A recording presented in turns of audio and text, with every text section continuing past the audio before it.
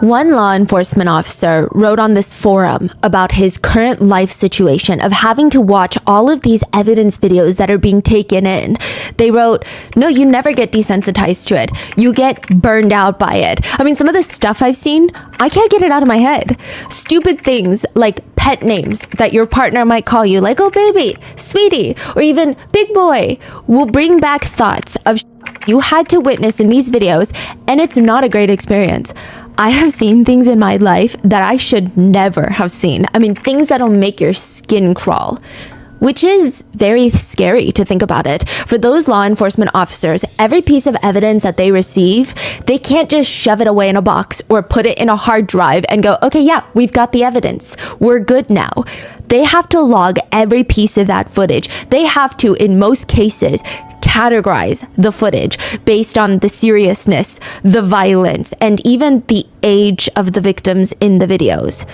There are some computer software programs to help with the logging of images, but with videos, most of the time, a reviewing officer will need to sit there and provide a written account in graphic detail of what the video contains during the timestamps during each video. A lot of law enforcement officials state bluntly, they would rather deal with dead, decomposing bodies that smell incredibly horrendous than sit in front of a computer and watch these types of videos. There are dedicated task forces for these jobs. They have to receive regular counseling, heavy psychiatric evaluations. Even before they're tasked with logging such evidence, they typically go through these extensive training periods to develop the coping mechanisms, literally just to get their mind ready to watch these videos, to deal with the potential psychological trauma of what happens when they see something like this. The turnaround rate for someone in the task force like this usually is maxed out 1 or 2 years, maybe 3. Some don't even make it past a month. Sometimes they'll leave and they'll be asked to come back because they were really good at identifying markers. Identifying markers? So in the video, you're not just looking at the crime. That's one element. You have to log exactly what happens in detailed format so it can be presented in court. But you're also looking for sweaters, music in the background, some sort of symbol that could indicate what state it was filmed in, what country it was filmed in, what time period it was filmed in. Was it summer? Was it winter? Was it this year? Was it last year? Some people are a little bit more skilled than others and they'll be asked to come back. Some people don't even make it a month. It's that bad.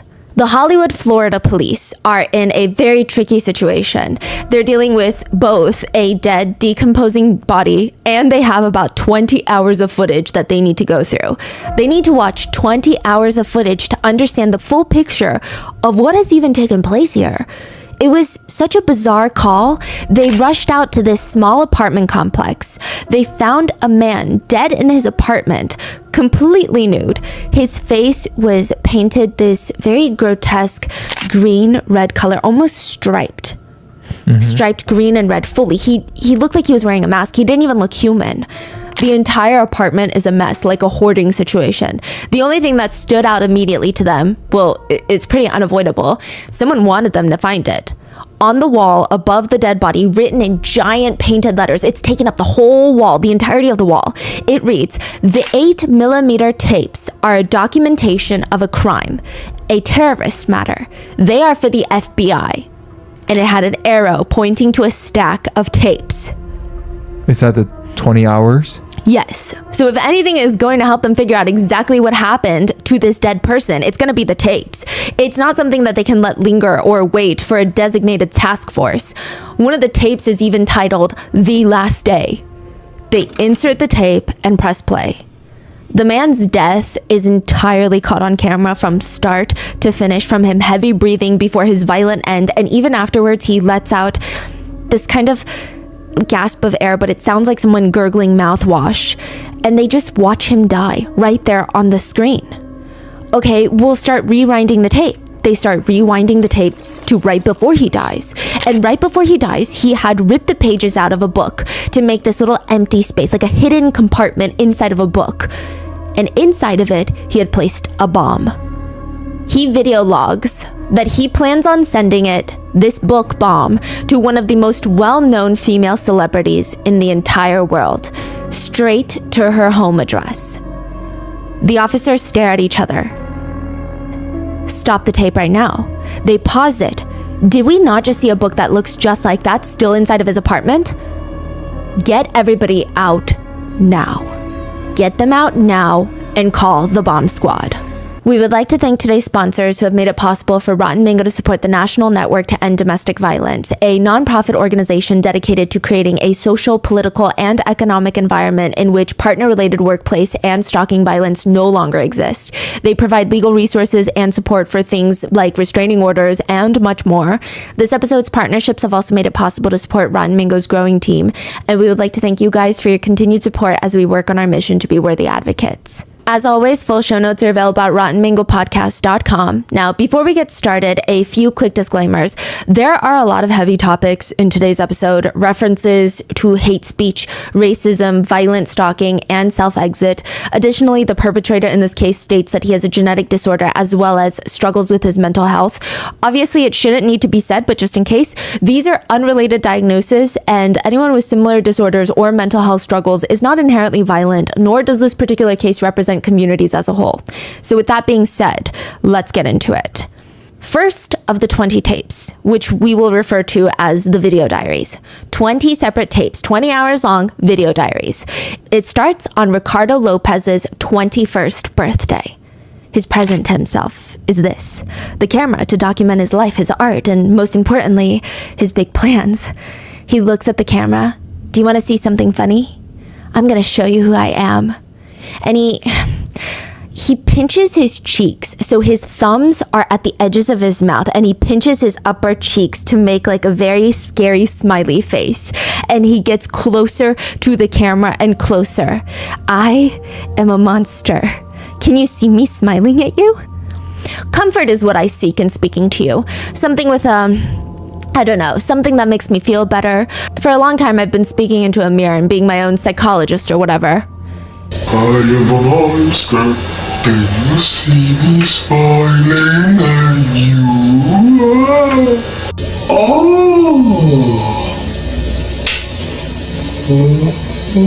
He said that he plans on documenting his plans to send his favorite celebrity an HIV bomb, because she deserves to die. So he's gonna find a sex worker that has AIDS, pay for her blood. Obviously, he's not gonna sleep with her. He states that.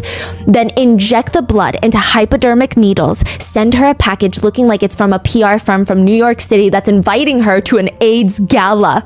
That's perfect. In research for funding for AIDS, she's gonna open up the invitation and boom, straight into her thumbs, 2 needles will inject her with HIV AIDS blood. He states, I really like this AIDS thing. It's sort of poetic. Technically, if you really want to get into it, it's much easier than having to go fly over there and stalk her or shoot her or stab her. He said he would make the package seem like a formal invitation. He pretends to have his thumbs poked at one point and he starts screaming bloody murder because that's his master plan. This way, she can't not think about him. He will be the biggest part of her life. He will be the one person in her life that she'll never stop thinking about. She'll never forget him.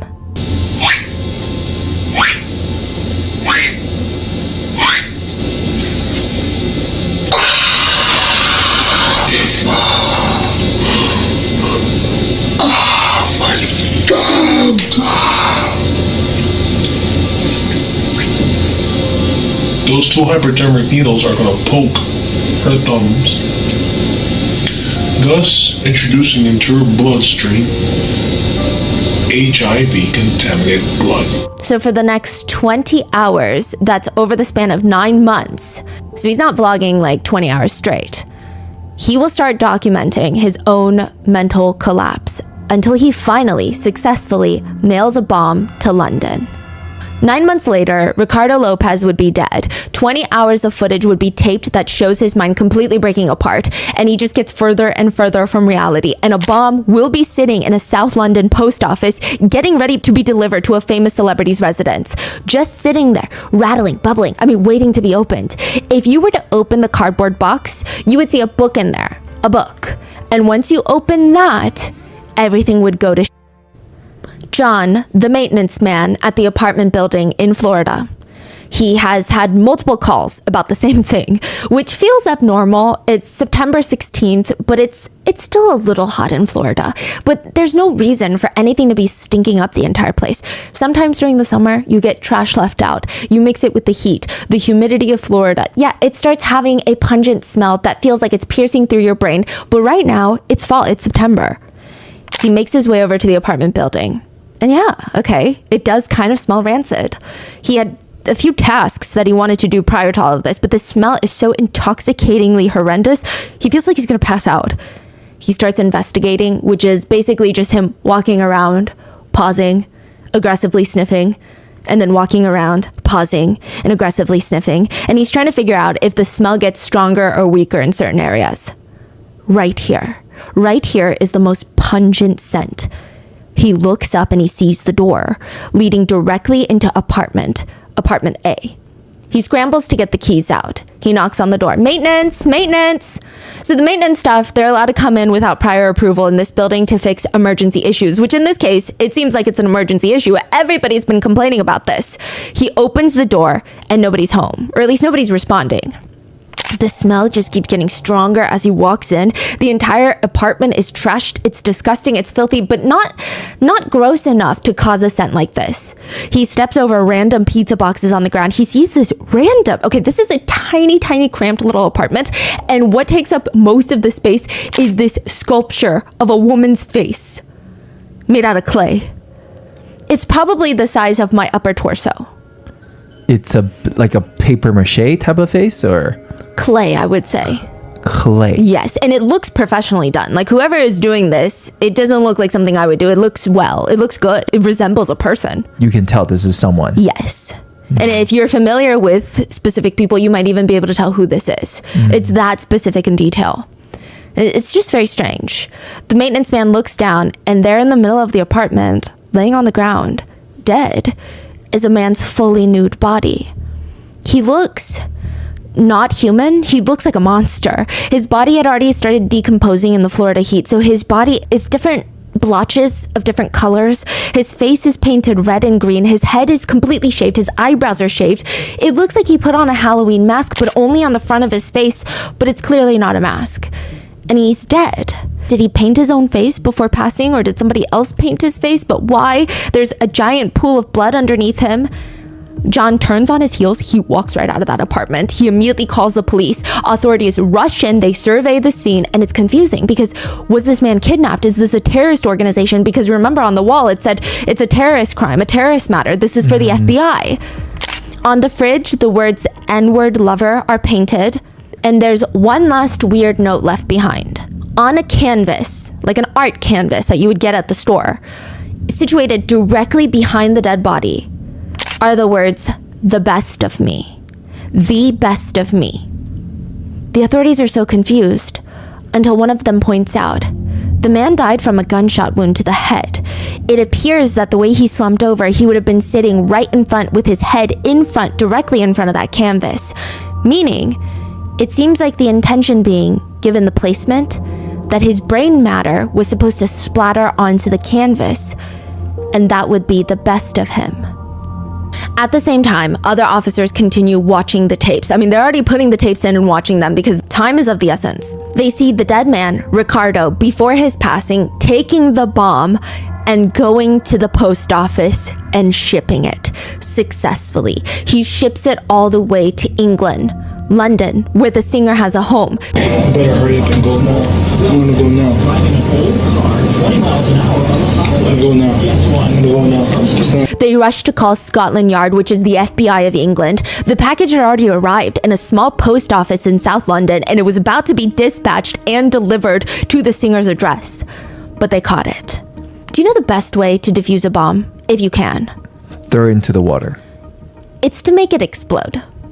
Oh. It's a controlled explosion. Either the bomb squad will evacuate the area and detonate the bomb, Or if possible, the best case scenario would be to get the bomb, place it in a vessel or a robot that can handle the size of explosion that they're expecting from this size bomb, have it safely transported to a remote location, have it detonated in a controlled environment. Usually the bomb is placed under a reinforced chamber or it's buried deep into the ground. Sometimes the bomb squad will add additional explosives inside to make sure that the device is completely destroyed and no longer active after detonating. That is what the Scotland Yard do to this bomb, the one that was addressed to the globally known famous singer. But now that the bomb is detonated, the singer is safe and secure, she never got the bomb. There's a few lingering questions. Why did this man from Florida send an Icelandic musician living in London a bomb? Like, it's so random. There is no connection. They don't know each other other than maybe he listens to her music. And why is he dead now? I mean, what was his plan? But it's crazy that it went through customs. That is kind of crazy. But is it because it's a very different bomb? Like he's made it like needles and all that? Yeah, it's not necessarily an explosive type of bomb. Yeah. Now, the dead man's name is Ricardo Lopez, but a lot of people that know him, they just call him the Bug Man. He's an exterminator. That is his occupation. And he works for his older brother, George, who owns this pest control company in Florida, which, you know, Ricardo is not very happy about. If you told Ricardo, when you drop out of high school at 16 years old to pursue art, you're going to end up being the Bug Man, he probably would not have believed you. Because that's crazy. What type of art? He did a lot of drawings, pastels, watercolors. I mean, he does seem to be skilled at art. He seems to have a talent, yeah. Oh, the statue was made by him? The sculpture is made by him. Now he's 21 and just exterminating cockroaches and flies on a daily basis. He would have these little outbursts on the job, and this is why his brother would constantly keep an eye on him. It's always been a thing in the family that Ricardo isn't the most mentally stable. You know, he's a little unhinged, but they try to be understanding. He would have these outbursts. I'm an exterminator, a bug man, as many people would choose to refer to me, you know, cockroach man. But most people in this world, I'd say the majority are cockroaches, me being one of them. If you look around you. I'm a piece of shit, eh? That's why I'm not interested in finding a girlfriend. I'm a dirty, sloppy, fat, disgusting piece of shit, okay? But he still took pride in his work. He would say, I really enjoy destroying these cockroaches. It's a pleasure for me. That and the fact that he had access to a lot of harsh chemicals because of his job. He would say things like, I have access to many potentially catastrophic chemicals, and that's my advantage because anybody can have guns. Chemicals? People need access and knowledge, and I do. Which, to be fair, maybe he's just dealing with the trauma of having his dreams go down the drain, and this is his way of boosting his ego. I mean, I think it's terrifying, but I think a lot of his friends tried to be understanding about it.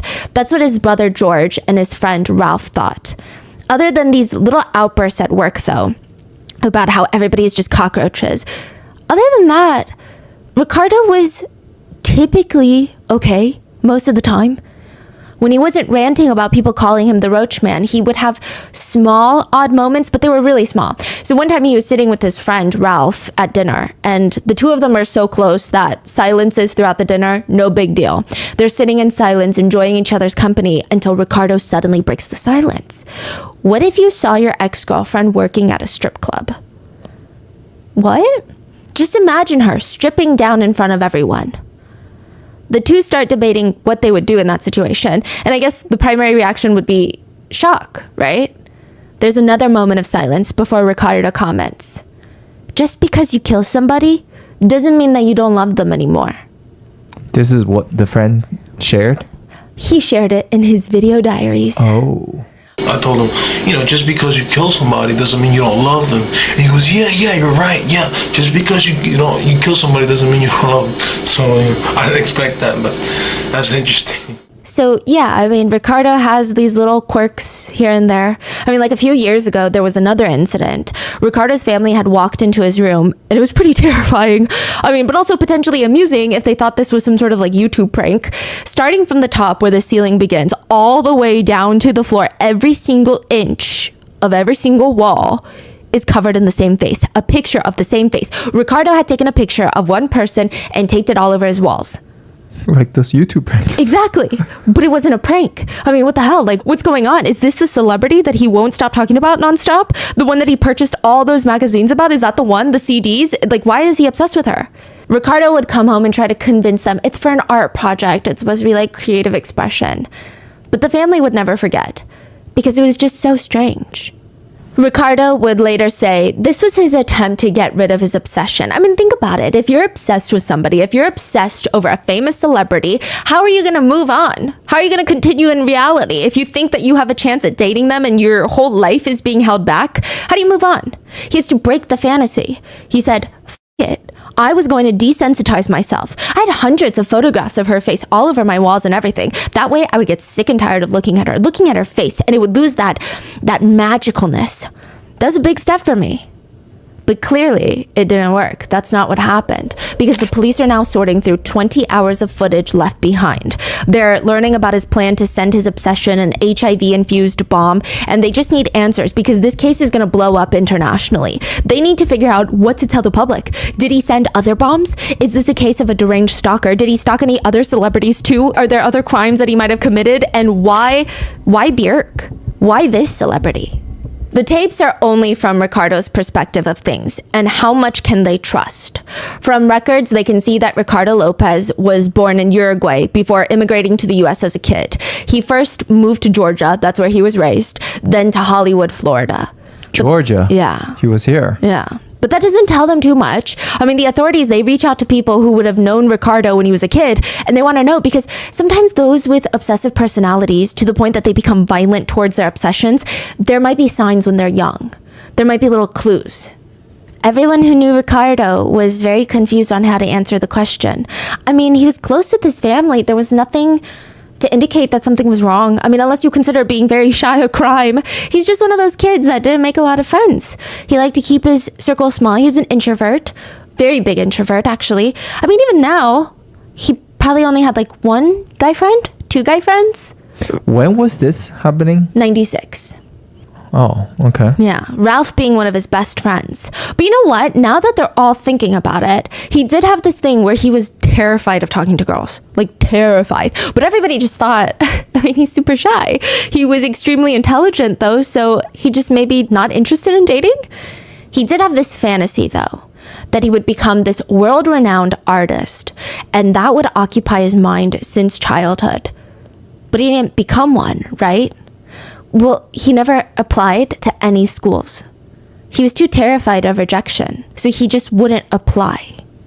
He did have this small thing, though, where he would sometimes get fixated on certain movies or certain actresses. Like one time he was watching Thelma and Louise, and he knew every line to that movie. Same with Beetlejuice. His favorite was this actress named Gina Davis. It's almost like he watched anything that she was in. I mean, anything for her, he would watch it, he would buy it. He knew everything about her. He could recite any line that she had in any show or movie. Even if she was just like making a cameo and had one line in a show, he would know that line and he would know the timestamp of when she comes on.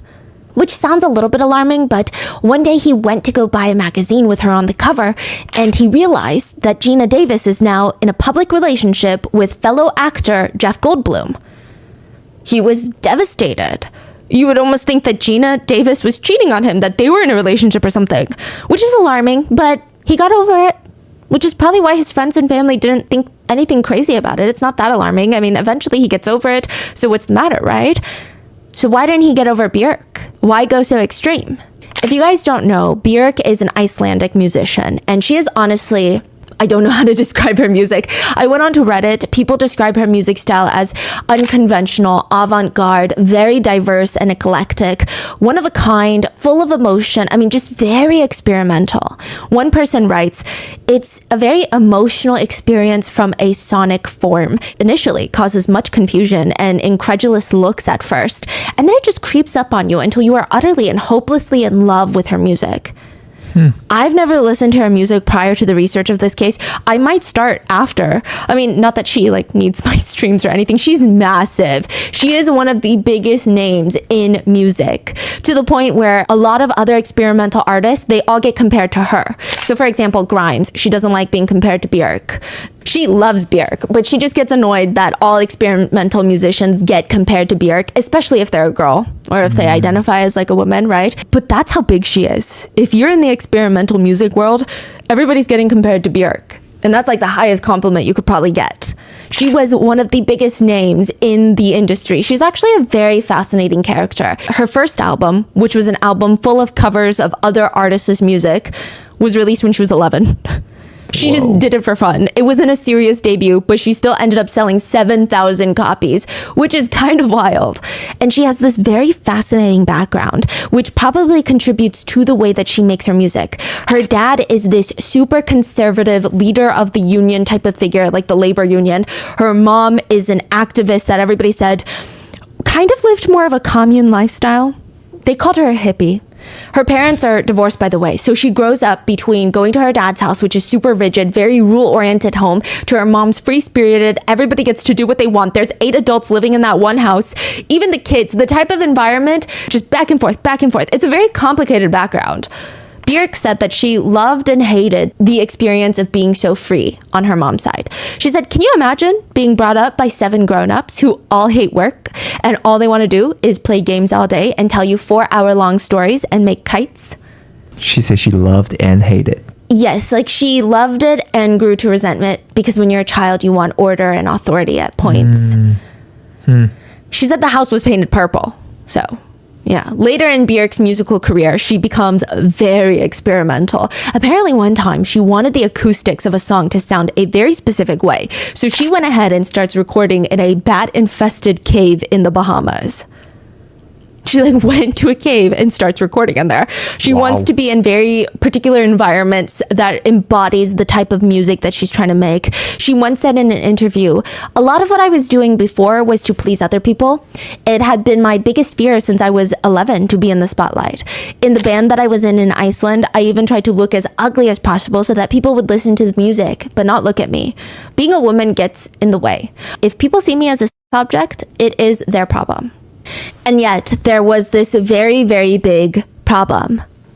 A fan from Florida had become so obsessed with Björk, with her music, that he planned on grooming her. This is so complicated, let me explain. Ricardo Lopez is 21 years old when he starts taping his video diaries. Björk is 31 years old, so how would he groom her? I mean, that term specifically refers to the manipulation of someone far younger than you, typically underage. But Ricardo has a plan. His plan is to time travel. The ultimate fantasy. What? In his video diaries, he describes his plans way better than I can because they're so unhinged. But he states he wants to go back in time and meet Björk when she's a little child. Why? To be the single most important influence on her life. What does that mean? Help her develop that attachment for me. I go back and I become the single most important person in Iceland for the fact that, imagine a traveler from the future that comes with news from the future, and I came to Iceland exclusively to see her, you know? Besides, going to the past is simple compared to going to the future. The future is, well, cryonics, the art of freezing people, right? That sounds crazy, but there's a corporation in California that freezes the rich and famous. They'll freeze your whole body, pump out all the water in your body, and then they inject like a gelatin into you, put a different cocktail of drugs into you to help your cells avoid freezing. It goes into detail and I can talk about it later if I want. But the thing is, they freeze your body for the future. They just don't have the technology today to resuscitate you, but they will soon. So this is the plan. You get frozen, and then 150 years later, 250 years in the future, you wake up and they have a time machine type thing that's already built. Well, that's the fantasy, right? The plan was to freeze himself, wake up in a time machine, right? Then go back to the past to be the single most biggest influence on Björk's life. He says, me being there in her reproductive years or young, flowering years, looking up to me, you can change people at an early age, but not when they're much older. The earlier, the younger you are, the more vulnerable, okay? Especially a young girl. Their minds are very vulnerable. Ready for information? That's how minds work. That's how minds work, and the younger you are, the more susceptible it is to a person with a plan, sort of like to, not to abuse it, but to mold it, I want to get her to be interested in me, man, who the hell is this guy? If I go back in time, change her life completely, and she decides to stay in Iceland and she pursues, her career, of course, but in a different, completely different fashion, this and that, and maybe she's not famous, okay? Either way, the plan is go back in time with the knowledge that I have now and just bring her the utmost pleasure, you know? She's never had any experience if I meet her when she's that young. And imagine what that could be for your first experience, you know, for hours. He talks about performing oral. Yeah. First of all, is he being serious or is he like just like talking out of thin air right now? It seems like this was his ultimate fantasy, but he realizes it's not going to work. He doesn't have the money to get frozen. He doesn't know if this is a surefire plan, so he's just going to kill her instead. But this is his ultimate fantasy, if he could make anything work. Wow. Okay, so his ultimate plan is go to this company, get frozen, wake up like 50 years, 100 years later. Next to Walt Disney. Next to Walt Disney? Who is allegedly frozen, yes. Oh, okay. And there will be a time machine built from the future. And then you jump in there and travel all the way back. Yes. To groom her. Yes. Wow. And I don't know where in the timeline this is, but he talks about being her very first and how he will go down. And he would say things like, you know, make yourself comfortable, get a pillow, and say, baby, you know, I'm going to be here a while. So don't have any anxieties about me quitting up, you know, right when you're getting started or before you finish, because I'm going to be here a while. Boom. I would probably have her sit on the washing machine or something like that because, you know, the vibrations during the spin cycle, anything that would help. And then I would just calm down that beast, you know, her sexual desires. And then she would be happy and I would make her laugh and feel great. She would be happy with me. You know, for some reason, oh man, I saw how amazing it was to, you know, when men go down there on women. Again, I don't know where in the timeline this is. I mean, either way, it's very alarming, disturbing, and jail. But he continues. I even blush from the results from guys doing that to girls. Like, it's overwhelming. Like, man, you can make a girl feel like that? Wow, that's truly bewildering. Keep that as my weapon in my mind, you know? I learned a lot about it, especially from lesbians who, you know, are undoubtedly the best. So 2 things I have as a weapon if I go back into the past are making a girl arrive at the destination. I'm saying it like that. He's saying it much more crass through going down there. And 2, making her laugh. 2 of the reasons why any girl would stay with me. He says that he needs Björk to see him, like really see him for who he is. He states, Björk has been an incredible part of my mind. It started with a crush and ended up with an obsession, which I'm not embarrassed to admit now. It's an obsession. It sort of calmed down. I mean, times I've been okay with it. It flared up. The flaring up usually comes about by, you know, reading an article. See, I had nothing in my life at that point, really. I was just working, and my life was pretty empty, especially about real feelings, being in love, having an infatuation. It was this euphoric feeling. I had something to look forward to every day. Her music, herself, her being alive was making me happy. I wanted to make her as happy as she made me. What's so startling about this footage, and I watched all 20 hours of it. Like, at points he says he knows it's crazy, but the way he talks is so casual and is so blunt. It's almost like, I mean, this is what it is. Oh, he's not like fanatic, like, oh my God. He's just very like, this is what it is. I mean, I want her to be as happy as she makes me. Like, he's talking about someone he personally knows. The first time Ricardo heard Björk's song was at his brother's house. Her music video was playing on the TV and he glanced over. It was weird. He was like, she is weird. This song was honestly, in his humble opinion, not that great. She has insane vocals, don't get me wrong. He has to give her that. But it's not his style, which is fine. It's just like, the style is kind of what the fork. But as an artist, he could resonate with her style. Just her uniqueness. The fact that she's so creative and is not boxing herself into a genre. That is the message he can get behind. Anyways, he goes home after his brother's house and he remembers, oh yeah, that music video. He gives it another listen, mainly to get inspiration for his own art because he's trying to be an artist. But he can't stop looking at Björk's face. Just the way she did everything.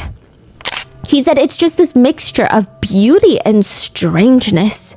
He said he had never seen a girl quite like her. At first, she kind of looked Chinese? No, more mixed. Just, quote, beautifully strange, exotic, you know? And anyway, I loved her voice. And that was the moment she, quote, entered my mind. And it's almost like she was looking for him too, or she wants him to find out. He states that he would randomly be watching other TV shows that have nothing to do with Björk, and then suddenly she would just appear by chance. And he would be watching this long interview, and all of a sudden Björk would be a guest, and he thought, oh, okay, that's cool, I guess. I get to listen to her talk again. The way he says it gives me the inkling that that is not true. Yeah. I get to listen to her speak again, and he just keeps noticing all the special things about her face. But this time it's like her little quirks and mannerisms and her accent. She's got an Icelandic accent and it's very pronounced. He said, I'm completely intrigued. And I myself have many of those similar quirks, like scratching and the crinkling of her nose, picking her pantyhose. I myself as a child had many of those quirks of like fidgeting. And I found that kind of cute, and then I learned she had a son. I didn't know how old she was. She looked so young. I guessed her to be in her early 20s. Very young. She looks almost like a little girl. No wrinkles. Very, very young. I was quite surprised later when I learned that she was, 28 at that time. I was like, wow, man, no way. It was a little bit of a letdown in a way. But he couldn't stay away. Everything about her, just the way she talks. In one interview, she said, I insist to be happy, mad, sad, stupid, brilliant, genius, horrible. Happy. I'm going to be it all. I make an effort not to forget all these different colors, to get hilariously drunk and forget to pay my electricity bills and to forget what time it is and miss airplanes and run a band without a fault. He resonates with that. He would read what every single person was saying about her. One comment reads, she uses her voice much more than a vehicle for lyrics and poetry. She communicates textures when she's singing. I saw her live a few years ago and her vocals are no joke.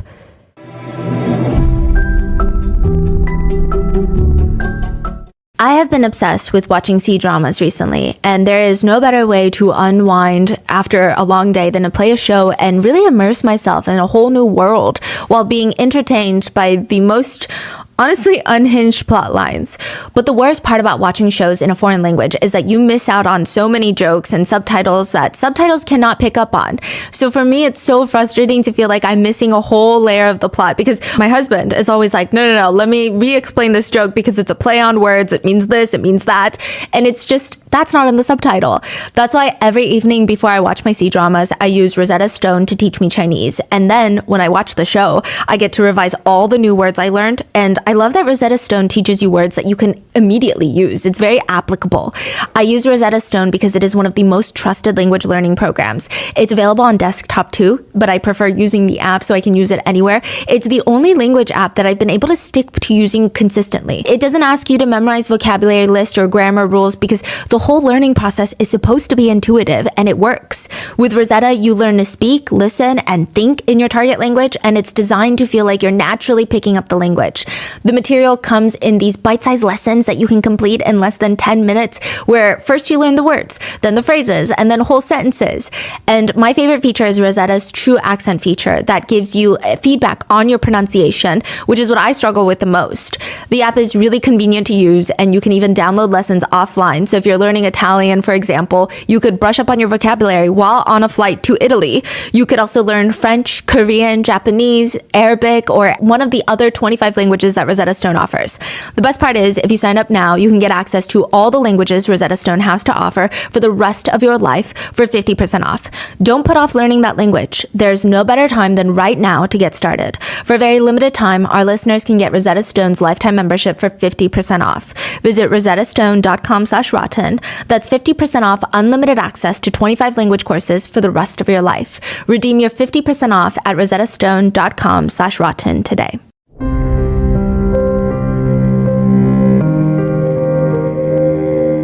He states in his video diaries, like I said, it started with a crush and ended with an obsession. We humans have a natural tendency to worship. Since the beginning of time, civilizations have been worshiping either one thing or the other.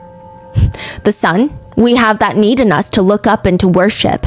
Now, for some people, it's different things, but everybody worships something. For a lot of people, it's money. Oh, that's their God. Other people, it's, pleasure. That's their God. People always submit themselves and look up to something. Apparently, in my case, it's her. A human, just like me, an imperfect, fleshly creature, which I put her in this angelic status. I see her like a daughter. A lot of it has to do with her childlike looks and her childlike voice and being so spontaneous and cute. I never really saw her as far as her beauty. I never really saw her as elegant and this and that.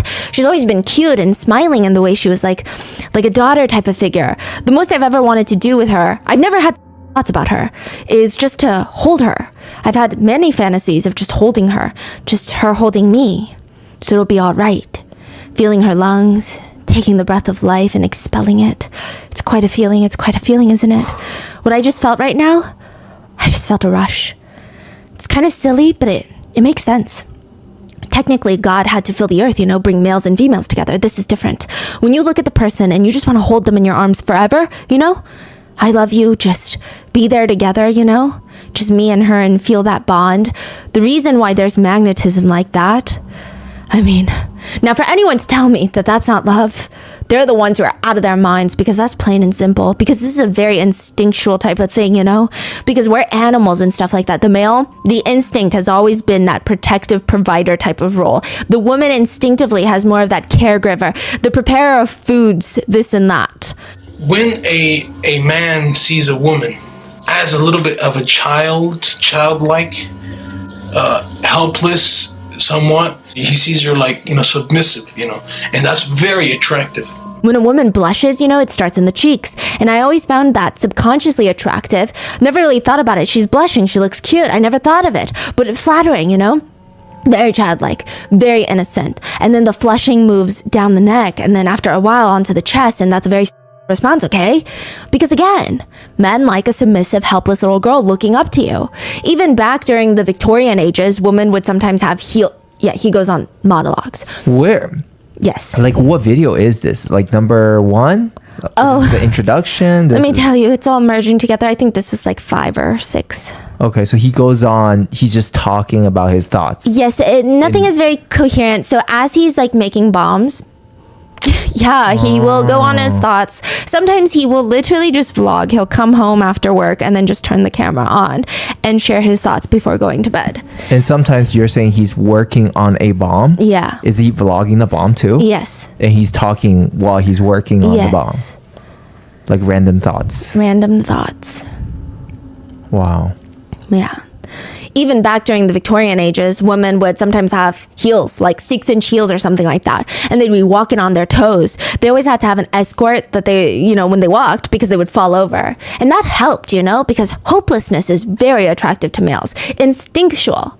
He continues, I think that's my underlying reason for my attractiveness to her physically. That and her voice too. She has such a childlike voice. When she spoke, very sweet, very subtle. And then when she sang, unbelievable. The degrees of emotion that she sparked in me. And her face, larger eyes, they look more childlike. Higher cheekbones, right? Shorter foreheads, little details like that. Her little button nose that completely drove me nuts. Oh, I love her nose. So cute. She's got such a cute little girl's nose. Also, she's much older than him. This is so weird. He says in the video diaries, I close my eyes and I see her perfectly clear. I know her face more than most people do. Every line, everything, I see her, and it gives me a happy feeling when I forget, what she's saying, and when I forget what I've learned about her. When I look at her, I see a sweet little girl, innocent. That's what I want her to be, because she has many, many very, very crazy aspects of a child. And now she is all he thinks about every waking second of Ricardo's day. Nothing else matters but Björk. It's getting bad. Ricardo actually knows it's getting bad. He would retreat into his little fantasy world where he's having full-blown conversations with her in his mind. Just constant back and forth. And at first he said it was to indulge himself, but now it's become a problem. He says, she had become such an entity in my life. She was so real.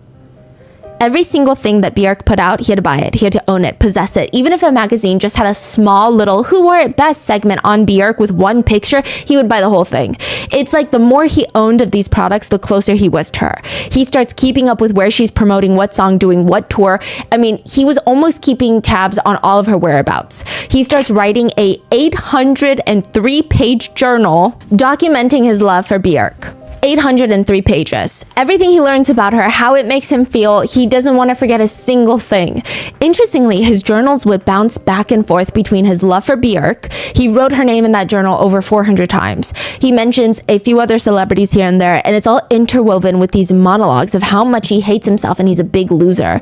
He made at least 150 references to himself being a failure and over 50 references of violence, ranging from violence against himself and straight up murder. Murdering the Björk? Yeah. And it's starting to piss him off a little bit that she never writes back to him because he's writing her letters. He's part of her fan club. He says, if she had just written back just once, I would have been happy.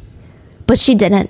So this is basically the song Stan from Eminem. That's right? What a lot of people say, about this case.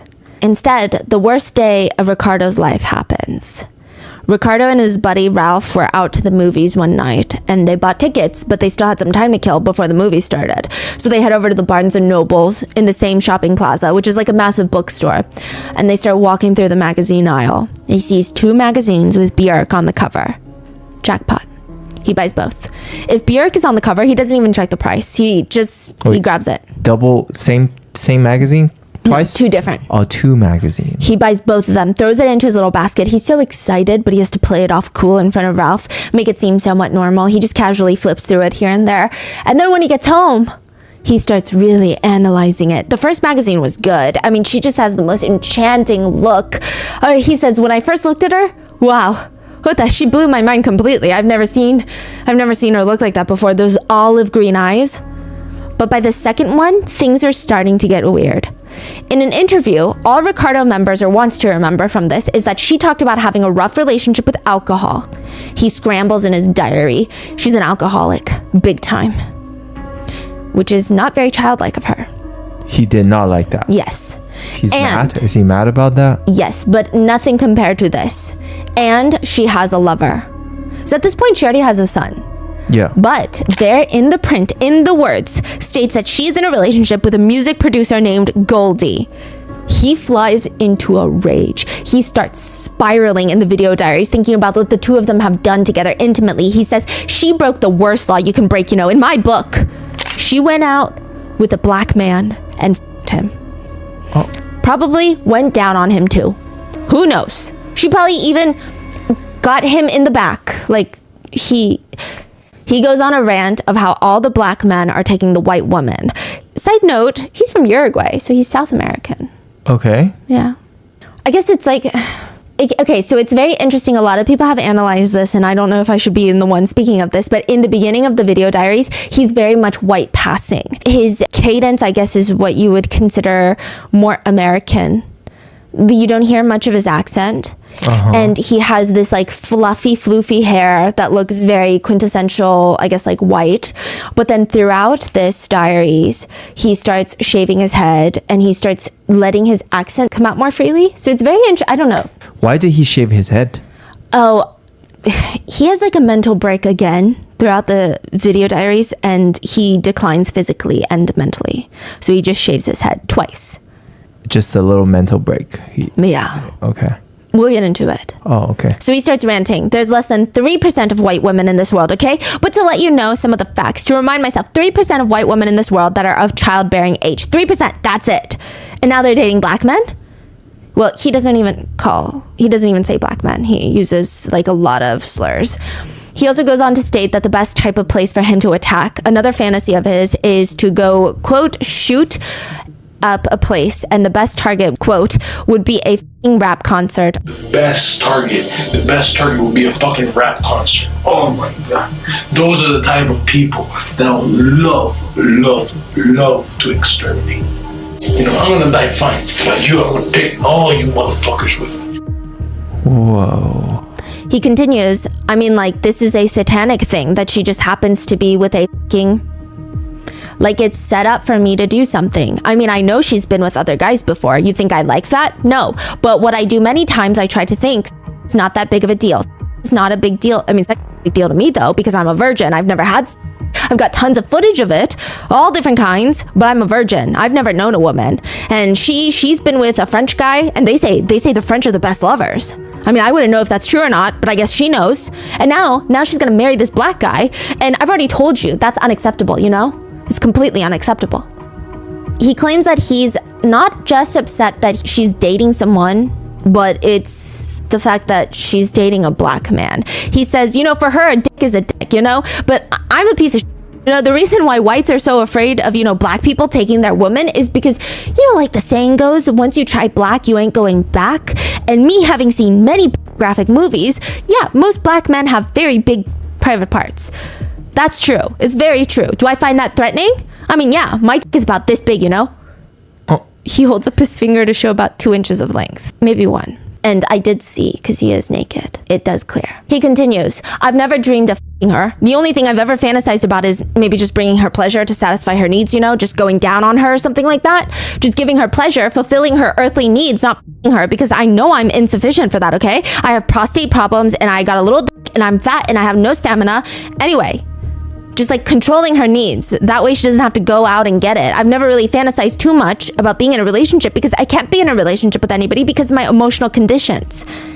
He says in the tapes, growing up, you know, I had hopes and stuff with women, even though I was fat and this and that. But, you know, I still had hopes. And then that's when it becomes apparent, my inferiority complex. I see a little beautiful white chick and, you know, my type, the dark hair, green eyes. That's my thing. I like beautiful, beautiful woman, beautiful face.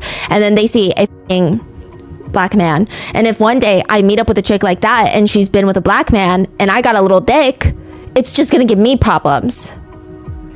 It's very like okay, he's so clearly racist, but also I did see some netizens being like, I feel like he has a crush not on Björk but on the producer at this point. Like, it's really bizarre. She's gonna get used to having big private parts down there. When I was younger, I wanted a chick. I wanted her to be my first, and then I would be her first. And, you know, we could be together and go against the world, that type of thing. But I later changed the fact. Forget it. I don't want to get married. I don't want a girlfriend. I always appreciated virgins, you know, because, you know, I am myself a virgin. And my time, you know, when I was young, I would think I'm going to marry a virgin, because if you got a chick with a lot of experience and you don't have no experience, then you're kissing her and you got to think, man, she's been with so many guys. How many guys has she been with? How many? And that fact alone would just kill me inside. He states that he just wanted to love Björk and she's ruined it all by dating that music producer, which is why she needs to be harmed. Ricardo tells his little video diaries that there has been a change in his plans. He says, I'm going to do it somewhat different now. The AIDS thing, I'm afraid I'm not going to be able to do that. Why? Because I don't have AIDS, you know, that I know of. And to obtain it from a sex worker is going to be very, very, very difficult, very complicated. So, you know, it'd be very tricky. Ricardo switches his plan to using hydrochloric acid instead. Still in the needle or? No, a spray. He wants to acid attack her in a bomb. Oh my gosh. So what am I left with? Right now I have two options. I'm 85% using hydrochloric acid. If he cannot inject AIDS into her, he will spray acid all over her, permanently scarring her. The prototype is simple, a book bomb. The rest of the video diaries is of him trying to execute his new plan. He was able to get his hands on 36%, even though he wanted 100% hydrochloric acid. But he starts experimenting with the acid to see if it'll even work in the first place. He gets all suited up in what looks like a face shield, rubber apron, rubber gloves, a rain jacket. It looks like one of those disposable rain ponchos, but I'm sure it's from his former position as an exterminator, right? Oh yeah, he quits his job. We'll get into it. It looks a little more protective than a raincoat. But his biggest concern isn't even the contact with the skin. He's like, it's the fumes. The inhalation of the fumes.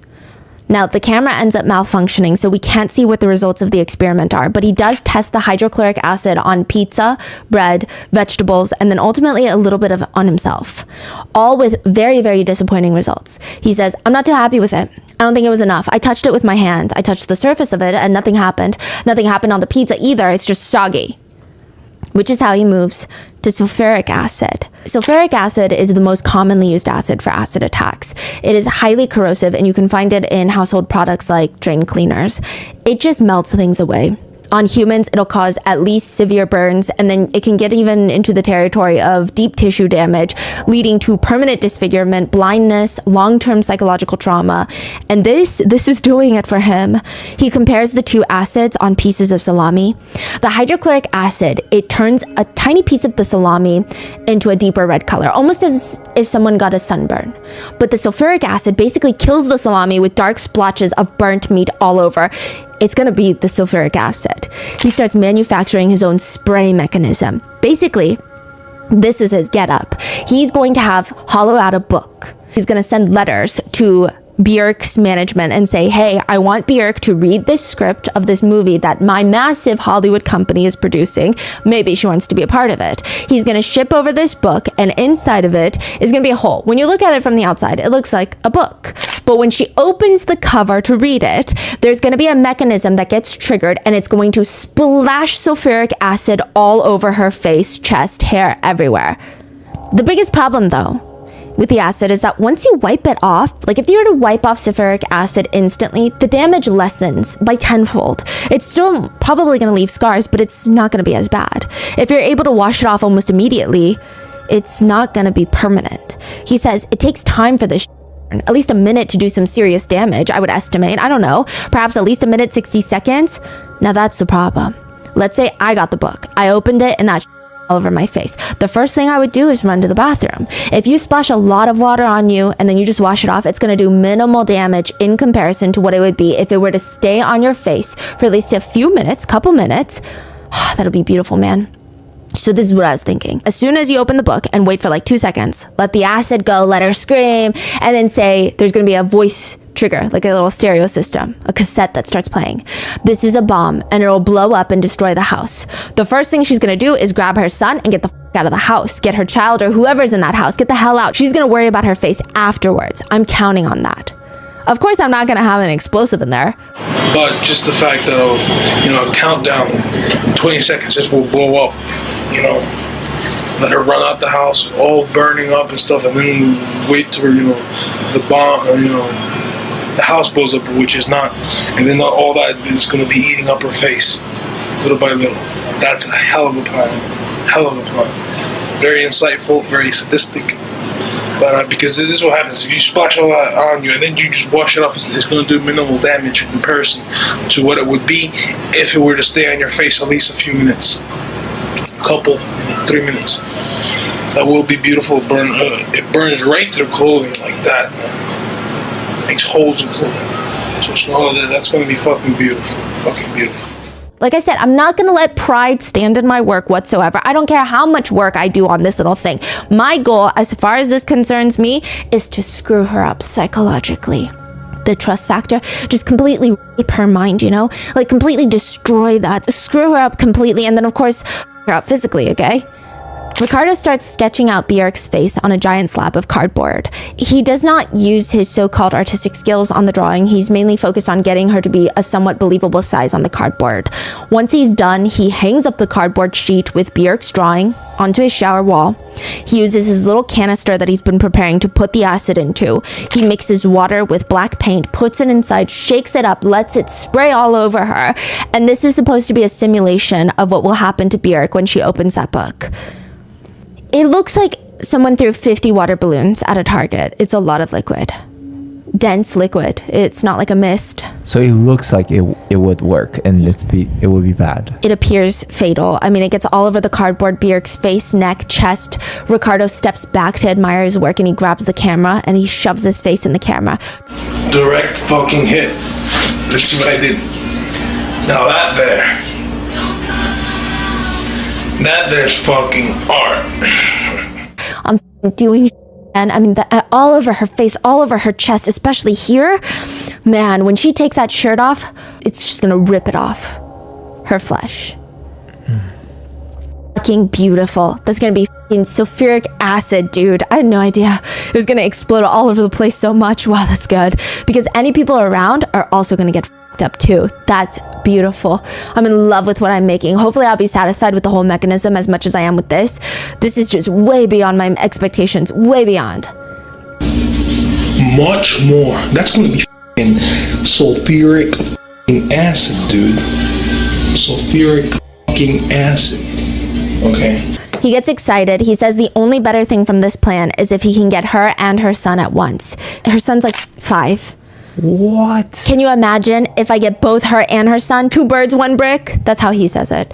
You better believe because this shoots up everywhere, man. Goes up in the air, it'll get in the eye. I can at least make her blind, give her a few scars, melt her face off because that way nobody wants her. But if anything, she'll be so psychologically screwed up, she won't be able to be in relationships anyway. She'll be so withdrawn. I mean, she might stick to music if she has her throat intact. Yeah, and if she can't talk, she'll probably still compose music. That's what he says. Ricardo's phone starts blowing up near maybe the halfway point of the vlogs. It's the only person that can stop him from doing something like this. And she's calling him right now. Does he pick up? What is she going to tell him? Not to do anything crazy, that she loves him, that everything's going to be okay, that they're going to see each other soon and she's going to hold him in her arms? He picks up the phone. It's his mom. And afterwards, he starts vlogging. This whole week, I couldn't sleep because I started taking sleeping pills and stuff. Not to think, about my family, because I just feel guilty as hell. Just guilty.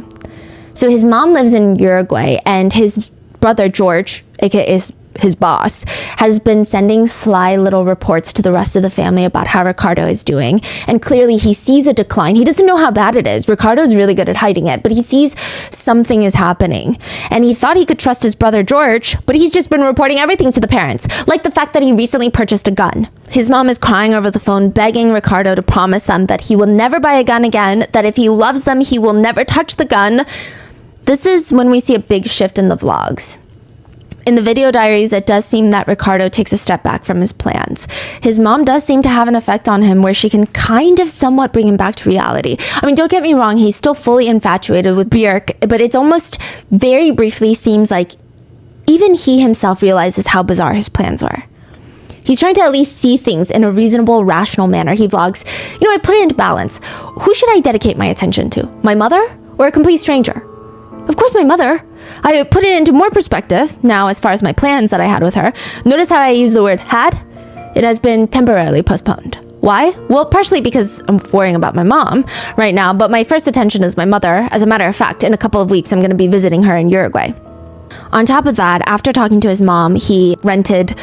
Yeah, the timing is very strange. He rents a DVD of 14 guys having intimate relations with one woman all at once. He said that video put the world into perspective for him. It's calming him down. Watching that video over and over and over again is making him realize that he doesn't have to be angry about Björk being with a black man. I mean, at the end of the day, sex is sex, no?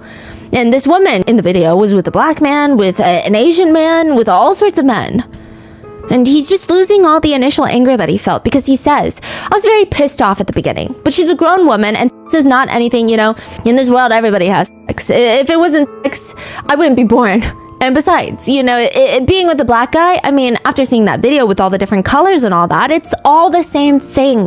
So it doesn't really bother me anymore. And I'm glad. I'm glad. I didn't think I could change, but I did. So now, what to do with all the recordings I made about, my plans? I can't destroy them. But it is a liability to have those because one day, if for whatever reason somebody sees those, I'm fucked. He starts thinking about getting rid of his tapes, which is a good sign. This whole plan is about to get scrapped. He's almost in a cheery mood saying things in the video diaries like, I want to make all the women in the world happy. I want to make my mom happy. I want to make her happy, feel happy. My mom is very worried about me. She hasn't eaten in days. They haven't drink hardly anything. Dad was even crying a little, asking me if I wanted to move over there with him, and all I needed to do was find a job to pay for food. Don't worry about shelter, I can live with him. They're under the impression that I'm having a hard time over here financially, but I'm not. Especially that day that she saw me in the airport. She came back after not seeing me for like a year. I mean, that really caught me off guard. I mean, yeah, I knew she was going to be happy to see me and this and that. I was like, oh, wow, or not, like that. She said hi to George, and then she saw me, and she just started crying. It's,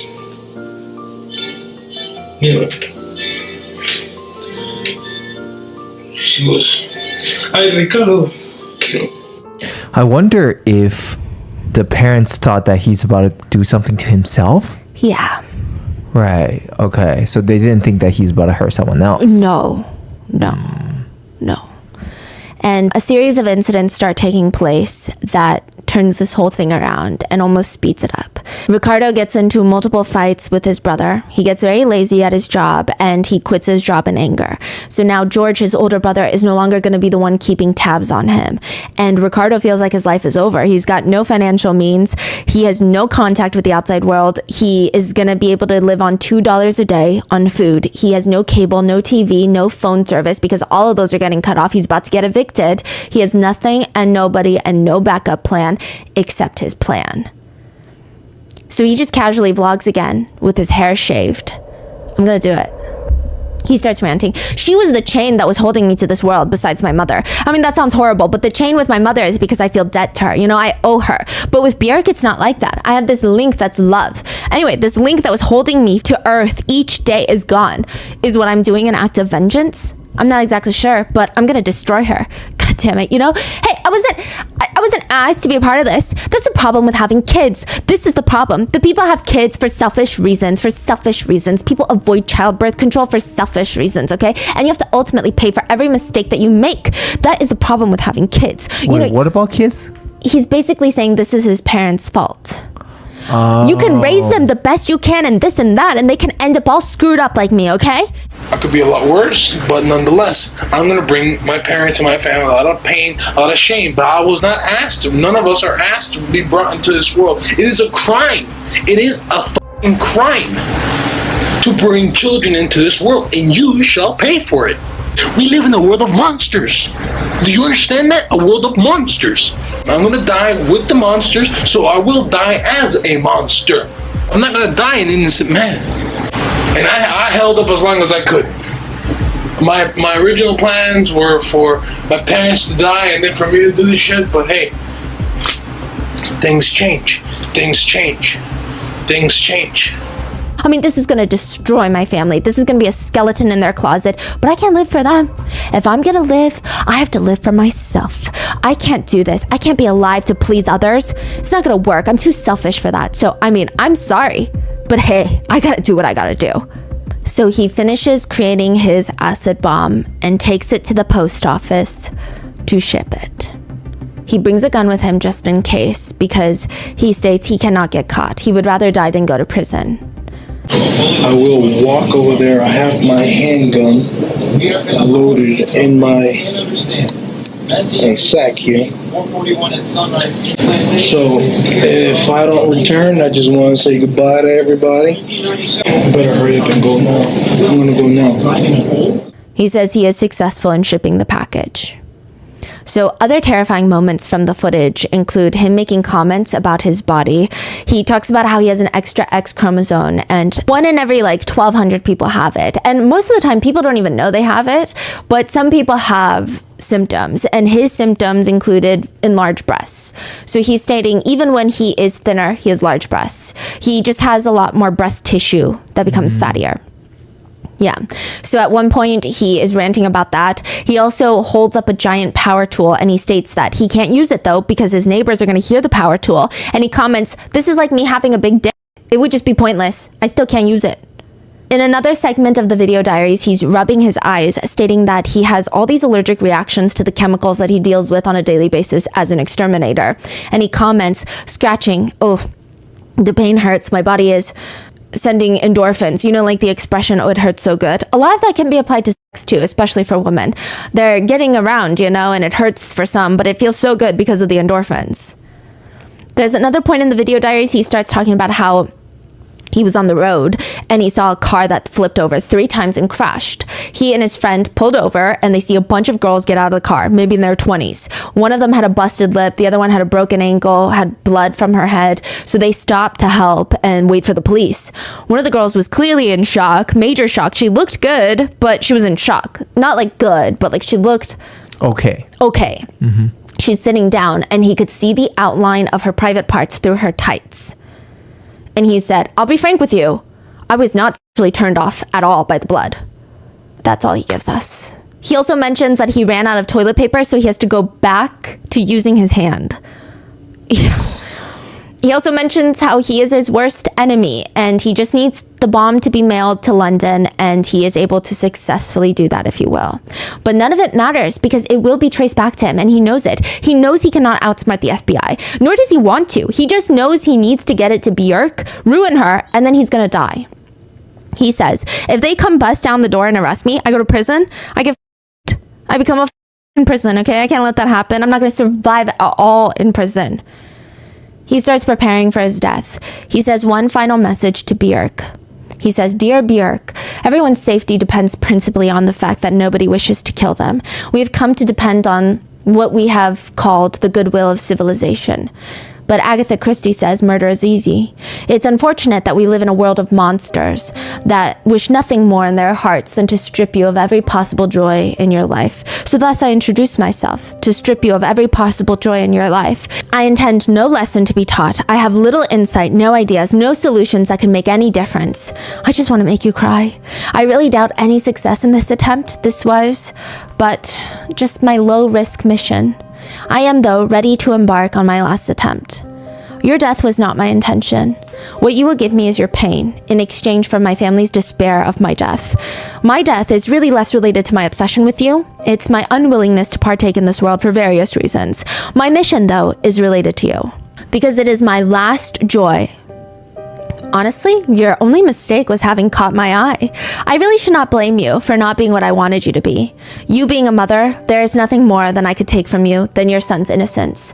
I would jump at the chance of disemboweling your son, slowly hammering his kneecaps into a bloody pulp in your presence, tear into his flesh, to consume his flesh, to become one with his flesh, to enter new worlds with your pain becomes my sacred key. Well, I am a realist, though. I will just bury a bullet in his head. It's easier. I'm not crazy, I just pretend to be. I want her to stay and suffer. There's no point in me destroying life because what? It's over then. No more pain. There's no more satisfaction I can get from that. Alive, maimed, all destroyed emotionally, okay? It's so much more, a much sweeter revenge, you know? The French say that revenge is a dish best served cold. You know what? Oh man, it's a dopamine rush every time I think about it. Every time, it's because of the revenge factor. It's an alleviation of the pain. So it's a joy or alleviation of pain that's basically the purpose of life, to get dopamine rushes and avoidance of pain. So I want to do this. It's not because I have to. It's not because, all the voices are telling me to, or God told me to, or my dog told me to, or demons have spoken to me. I want to. I am in complete control of the situation. No one else. My mind. Me. Myself. I don't know what he said. Me either. But remember how he shaved his head through the video diaries? Well, now he wants to fully get rid of all the body hair on his face and head. He uses a pair of scissors to cut hair off of his head, which takes just as long as you would imagine, a very long time. He uses the scissors to cut off his eyebrows. Honestly, he looks very terrifying, and I'm sure it has a lot more to do with the fact that he keeps demonically making faces at the camera after this.